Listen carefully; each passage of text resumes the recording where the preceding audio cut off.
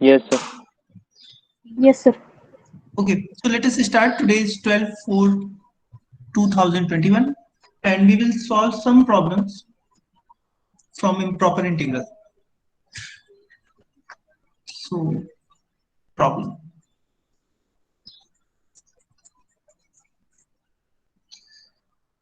एक integral consider करते हैं. Integral I is equal to 2 to 3 x square plus 1 upon x square minus 4 dx. ठीक है. इस इंटीग्रल में आप देख सकते हैं कि डिनोमिनेटर में जो एक्स स्क्वायर माइनस 4 है वो x इज इक्वल टू 2 पर 0 हो रहा है और x इज इक्वल टू -2 पे 0 हो रहा है ना. तो इसके दो रूट हैं 2 और -2 और इस रेंज के अंदर 2 और 3 की रेंज के अंदर एक ही रूट आ रहा है x is equal to 2. So x is equal to 2 पर फंक्शन की वैल्यू इन्फिनिट हो जाएगी यानी अनबाउंडेड हो जाएगी. So we can say that here x is equal to 2 is the only point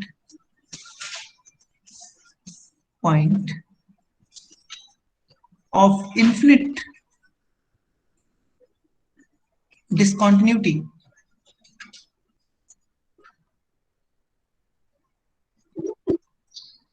of the function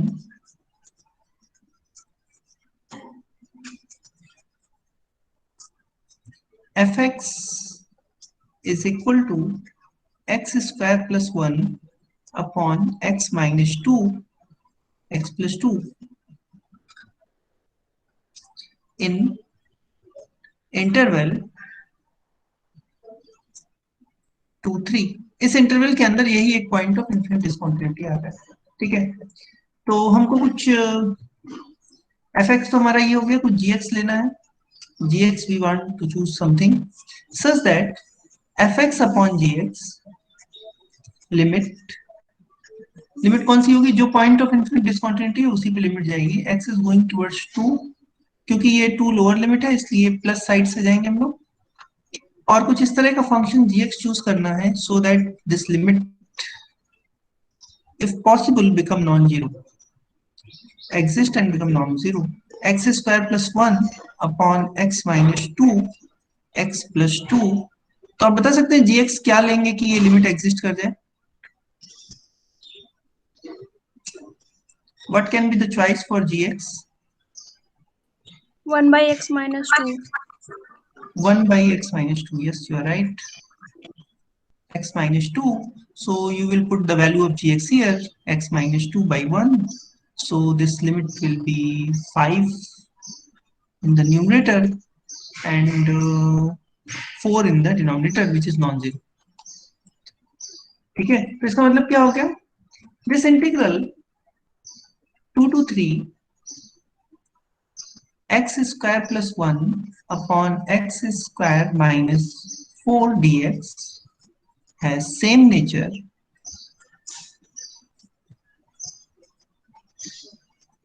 as integral 1 over x minus 2 dx 2 to 3. लेकिन ये integral क्या है? डाइवर्ज करेगा या कन्वर्ट करेगा? But integral 2 to 3 1 over x minus 2 dx diverges. So integral 2 to 3 x square plus 1 upon x square minus 4 dx diverges at x is equal to 2. क्योंकि problem x is equal to 2 पे था तो इसको ये भी कहते हैं x is equal to 2 पर ये डाइवर्ज कर रहा है, या डायरेक्ट कह सकते हैं इंटीग्रल डाइवर्ज कर रहा है. एक ही बात है. समझ में आ रहा है? I think there is no problem. No, sir. Is it? Yes. चलिए दूसरा प्रॉब्लम देखते हैं. Next problem.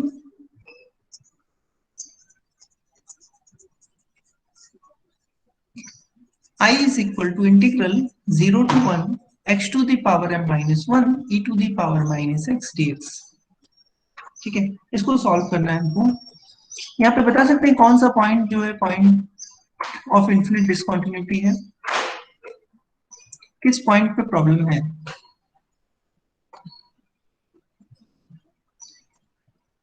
ये फंक्शन की वैल्यू कब अनबाउंडेड हो जाएगी, किस पॉइंट पे प्रॉब्लम हो सकती है?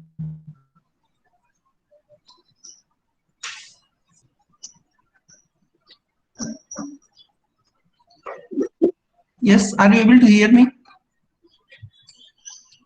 बताइए तो किस पॉइंट पे प्रॉब्लम हो सकती है?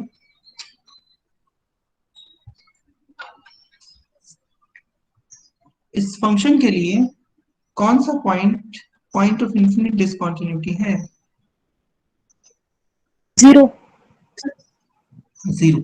यस। सो और जीरो ही सिर्फ प्रॉब्लम वाला पॉइंट है, क्योंकि अगर ये एक्स जीरो होगा तो, और एम की वैल्यू अगर एक से कम हो गई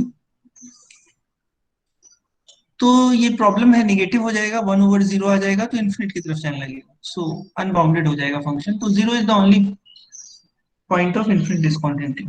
सो we can write here zero is the only point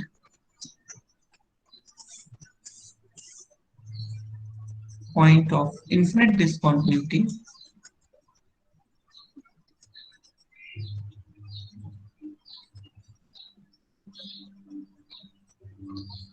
for function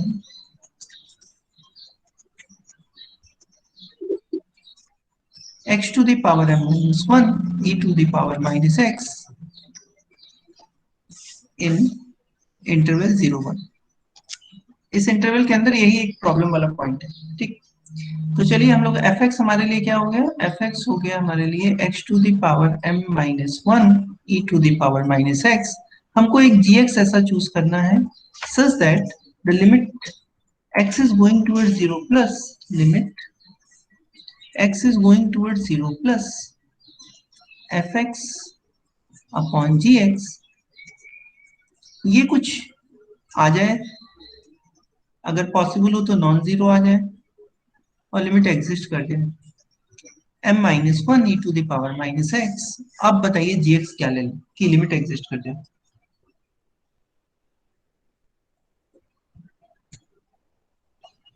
can you guess what should be the gx? gx को क्या लेंगे कि लिमिट एग्जिस्ट कर जाए?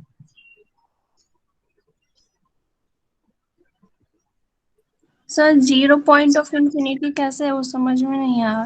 अच्छा, ये जो जीरो है, मान लीजिए x की जगह पे जीरो अगर हम पुट करेंगे तो ये 0 to the power m minus 1 e to the power minus 0, यानी यहाँ तो कोई दिक्कत नहीं है, 1 हो जाएगा।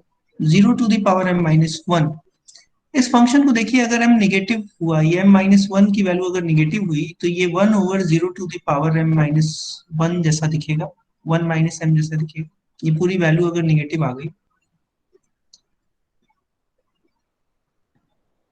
मतलब ये 1 माइनस m पॉजिटिव हो गया या m माइनस 1 नेगेटिव हो गया, तो ऐसा दिखेगा ये function.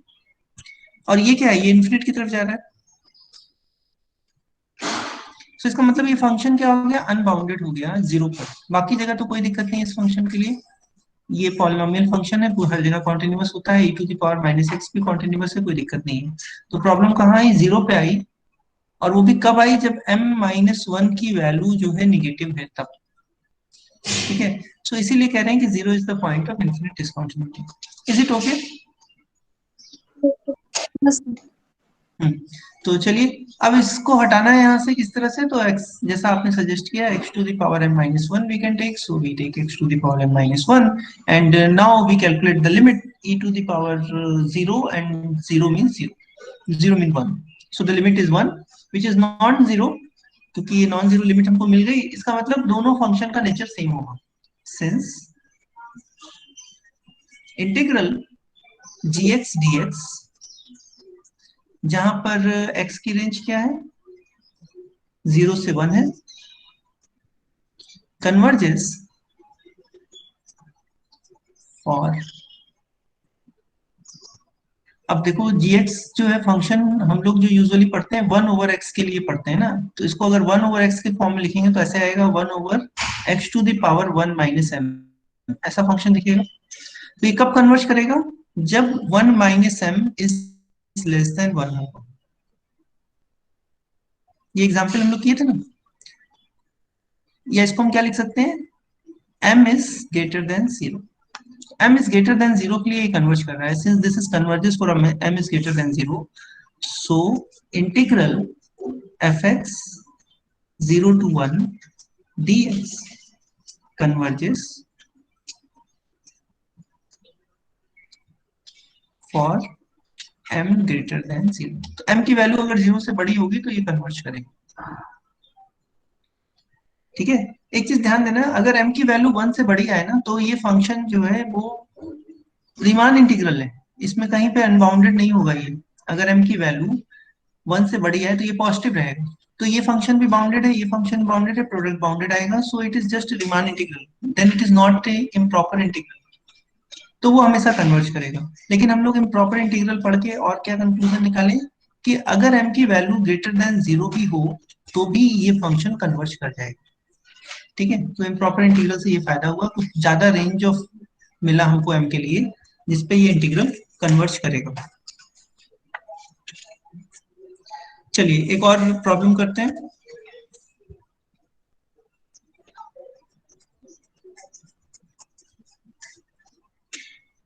I is equal to integral 0 to pi by 2 sin p minus 1 x cos q minus 1 x dx, इस इंटीग्रल को लिखते हैं, ठीक है। यहाँ पे देखो p और q पता नहीं है, पॉजिटिव निगेटिव क्या वैल्यू दी है, लेकिन अगर p माइनस 1 निगेटिव हुआ तो x इज इक्वल टू 0 पर sin x 0 हो जाएगा, तो 0 is the point of infinite discontinuity. अब फिर q माइनस 1 अगर निगेटिव है तो x is equal to pi by 2 पर cos to the power q minus 1x, ये नहीं, ये इसकी वैल्यू क्या हो जाएगी, इन्फिनिट हो जाएगी, तो x is equal to pi by 2 is also a point of infinite discontinuity. So is this point is okay? So let me write it here. Here x is equal to 0 and x is equal to pi by 2 are the only points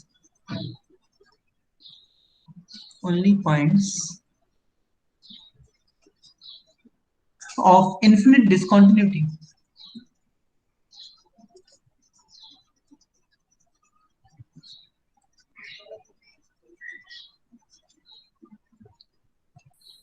For the function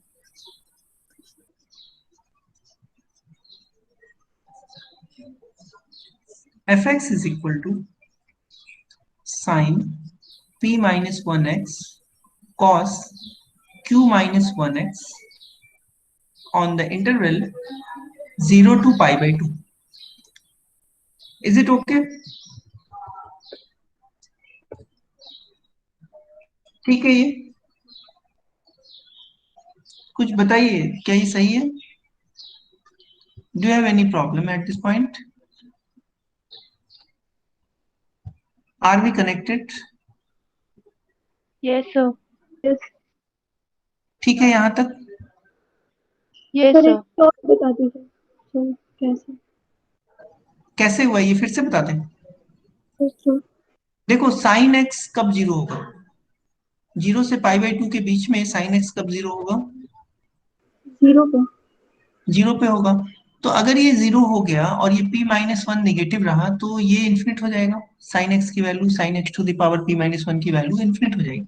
सो ये function क्या हो जाएगा, पूरा function unbounded हो जाएगा। So x is equal to 0 is the point of infinite discontinuity. अब देखो cos x कब 0 होगा, पाई बाई cos x, हाँ पाई बाई 2 पे 0 होगा। अब cos x की पावर q माइनस 1 है, अगर ये q माइनस 1 नेगेटिव पावर हो जाए और x पाई बाई 2 हो जाए तो x is equal to pi by 2 is the point of infinite discontinuity for this one, क्योंकि फंक्शन अनबाउंडेड हो जाएगा। तो दो ही पॉइंट ऐसा है जहां पर फंक्शन में इन्फिनिट डिस्कंटिन्यूटी हो सकती है, वो 0 और पाई बाई 2 है। तो हमने लिख दिया x is equal to 0 and x is equal to pi by 2 are the only points of infinite discontinuity for the function। अब 0 से pi by 2 के रेंज में और कहीं कोई प्रॉब्लम नहीं है, सब जगह sin x और cos x की वैल्यू फाइनाइट होगी और नॉन जीरो होगी, फिर 0 और पाई बाई 2 को छोड़ देना, और कॉन्टिन्यूअस भी होते हैं ये फंक्शन।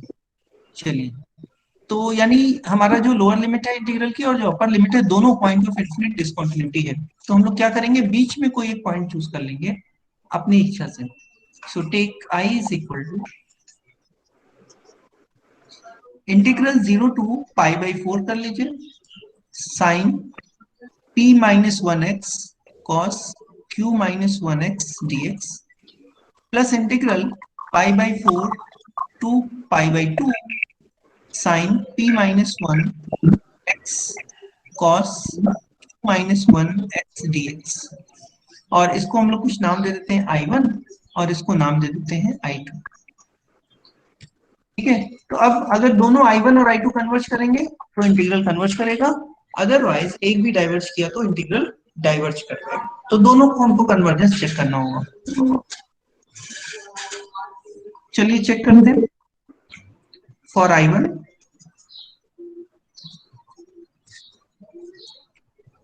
I1 के लिए x is equal to 0 is the only point of infinite discontinuity.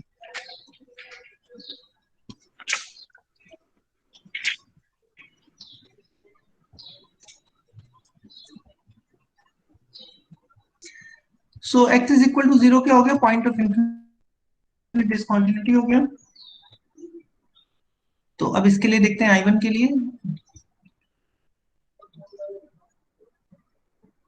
हमारे पास I1 के लिए भी fx की वैल्यू क्या हो गई, fx की वैल्यू हो गई sine p minus 1x cos q minus 1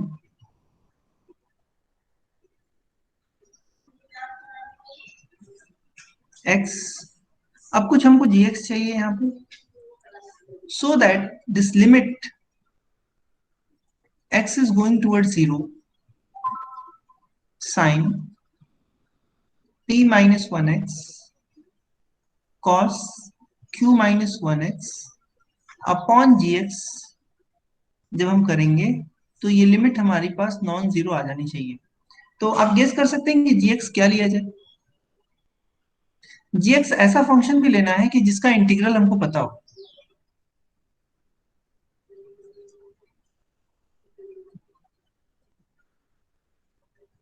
Can you guess what should be the gx?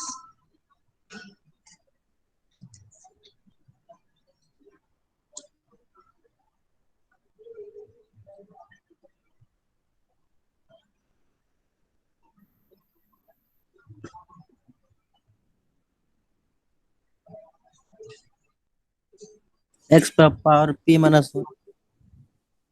Yes, क्योंकि x, yes yes you right, x to the power p minus 1 लेने से हमारा काम हो सकता है।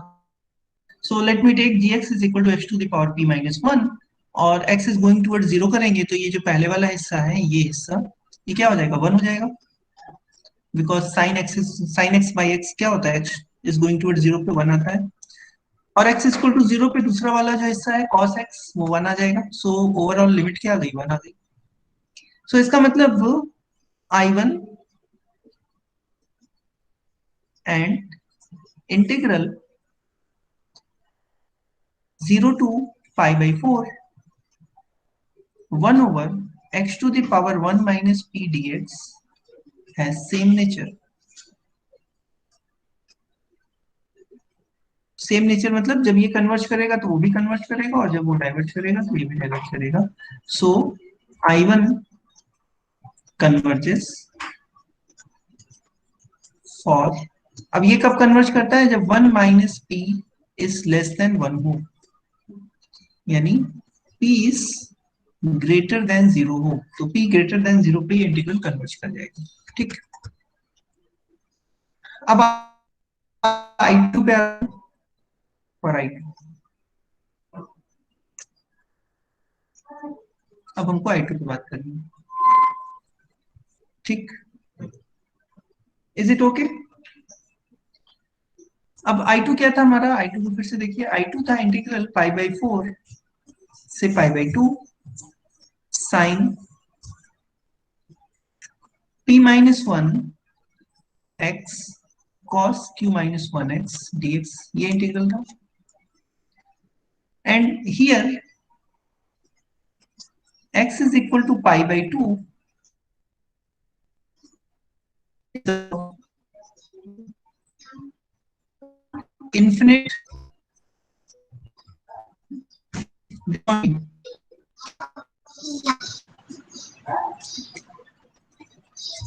ठीक है। अब हम आपको 5 मिनट का ब्रेक देते हैं और सोचिए कि ये कैसे इसको हैंडल करेंगे। Yes, have you solved?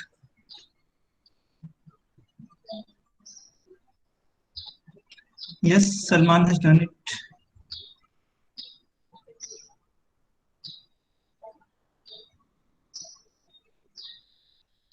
Pi by 2 minus x. Yes, Salman, you're right.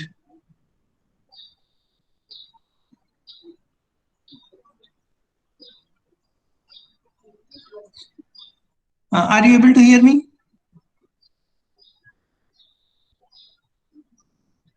Are you all hearing me? Yes sir. आप लोग, हाँ चलिए हम इसको कंप्लीट करते हैं। सलमान ने करेक्ट किया है, देखते हैं। fx जो है आपका sine p minus 1x cos q minus 1x है। हमको कोई gx चाहिए, ठीक है। सो दैट कि ये लिमिट जो है, limit fx upon gx, x is going towards pi by 2 now, वो एग्जिस्ट कर जाए। तो limit x is going towards pi by 2 sin p minus 1x cos q minus 1x। हमको जो है मेन प्रॉब्लम कॉस वाले पार्ट से, क्योंकि साइन वाला पार्ट तो पाई बाई 2 कर देंगे, 1 आ जाएगा।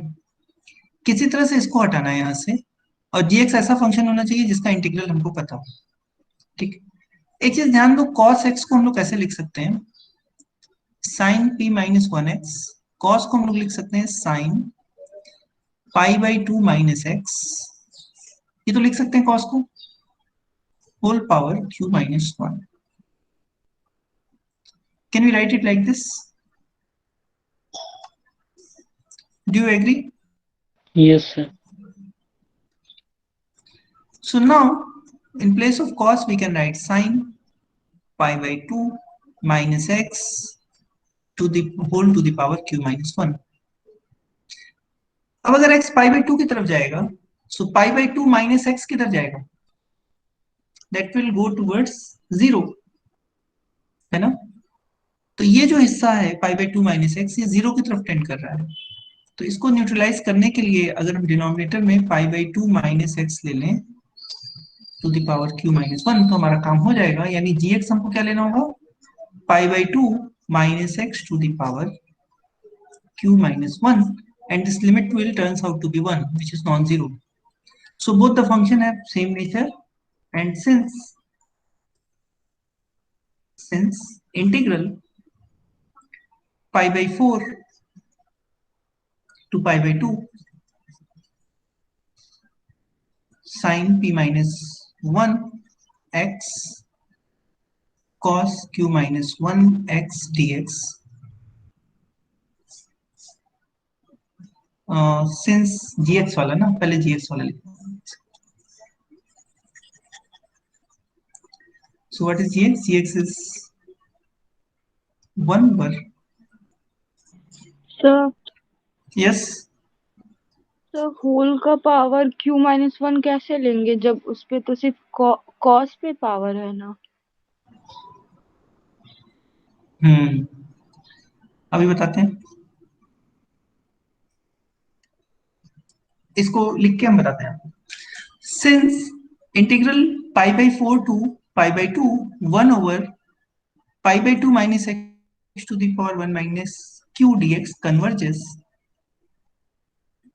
for 1 minus q to be less than 1 or q is greater than 0. Since this is happening, so integral pi by 4 pi by 2 sine p minus 1x cos q minus 1x dx converges for q is greater than 0, क्योंकि एक जो I1 था वो P is greater than 0 पे convert कर रहा था और I2 जो है वो Q is greater than 0 पे कन्वर्ट कर रहा था, तो दोनों कब कन्वर्ट करेंगे? when P is greater than 0 and when Q is greater than 0. Hence integral 0 to pi by 2 sin P minus 1 x cos Q minus 1x dx converges for P is greater than 0 and Q is greater than 0. ठीक है, यहाँ and लगा है, मतलब जब दोनों होगा तभी कन्वर्ट करेगा। चलिए अब क्वेश्चन ये है कि क्या हम cos q माइनस 1x को ऐसे लिख सकते हैं, cos x to the power q minus 1, यही क्वेश्चन है ना? Is it the question? Yes sir. So the answer is yes. इसका मतलब ही यही होता है, cos स्क्वायर x का मतलब होता है cos x का स्क्वायर, ठीक है, लेकिन cos x square this is something different, ये अलग चीज है, ये दोनों बराबर नहीं है। cos x स्क्वायर मतलब x का स्क्वायर किया, उसके ऊपर cos अप्लाई किया, cos स्क्वायर x, इसको पढ़ते हैं cos स्क्वायर x, इसका मतलब है cos x का स्क्वायर,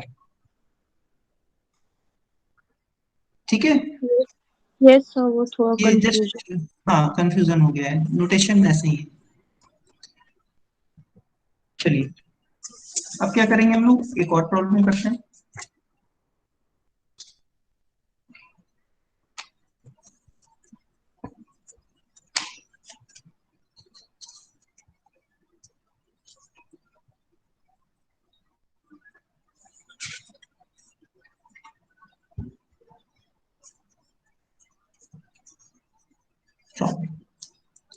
प्रॉब्लम हमारी integral 0 to pi under root x upon sine x dx, ठीक। यहाँ पे कौन प्रॉब्लम क्रिएट करेगा, 0 या पाई, या और भी कोई? दोनों प्रॉब्लम, सो दोनों प्रॉब्लम क्रिएट करेगा। So here 0 and pi are the only points of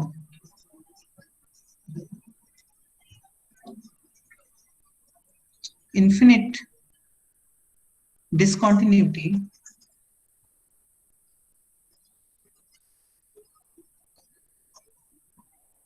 for under root x. Yes, now we can do. So these are the only points of infinite discontinuity for under root x upon sin x in interval 0 and pi. तो क्या करेंगे, इसको हम लोग दो हिस्से में बांटेंगे।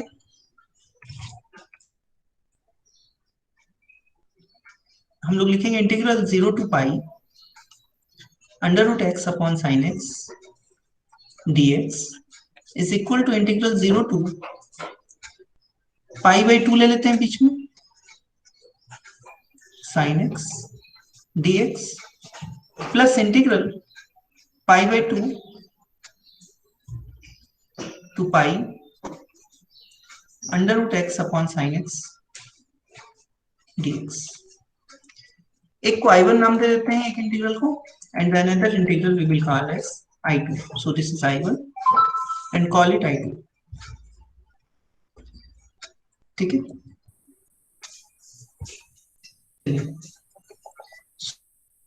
तो how will you solve I1?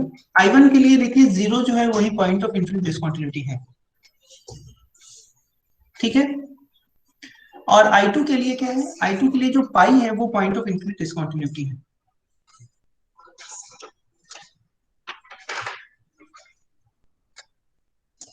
ठीक है ना।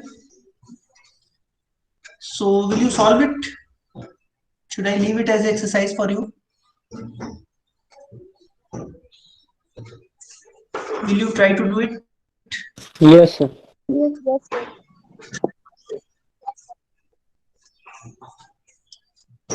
ठीक है, ठीक है, तो इसको आप लोग अपने से करिए क्वेश्चन को और फिर हमको बताइएगा।